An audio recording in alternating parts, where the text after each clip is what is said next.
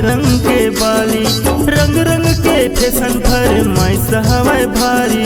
दिन हो चाहे रात माँ घेरी बेरी बात माँ, शॉपिंग के नाम ले फेरे।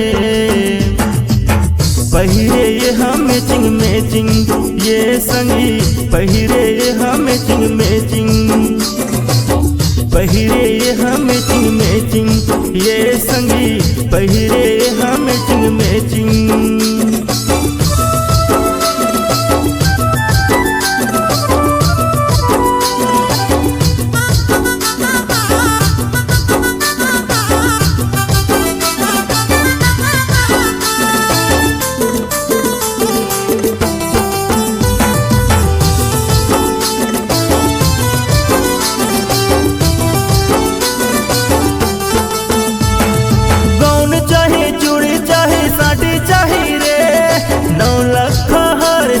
मैचिंग चाहिए रे 9 लाख हर संग मैचिंग चाहिए रे।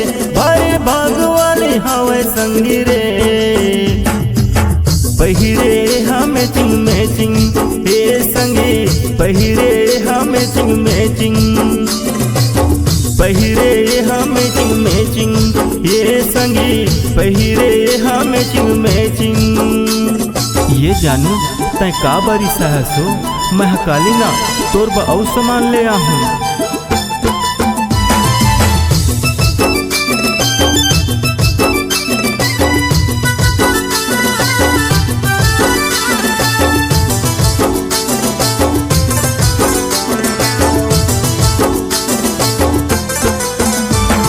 तही मोरे सुंदरी गोरी तही मोरे जान, काले फिर जाहूँ ले आहूं सामान, काले फिर जाहूँ ले आहूं सामान। तोरे हाथ से जान छूटे रे, पहिरे ये हम मैचिंग मैचिंग ये संगी, पहिरे ये हम मैचिंग मैचिंग, पहिरे हम मैचिंग मैचिंग ये संगी, पहिरे हम मैचिंग मैचिंग, पहिरे हम मैचिंग मैचिंग ये संगी, पहिरे हम मैचिंग मैचिंग, पहिरे हम मैचिंग मैचिंग ये संगी, पहिरे हम मैचिंग मैचिंग।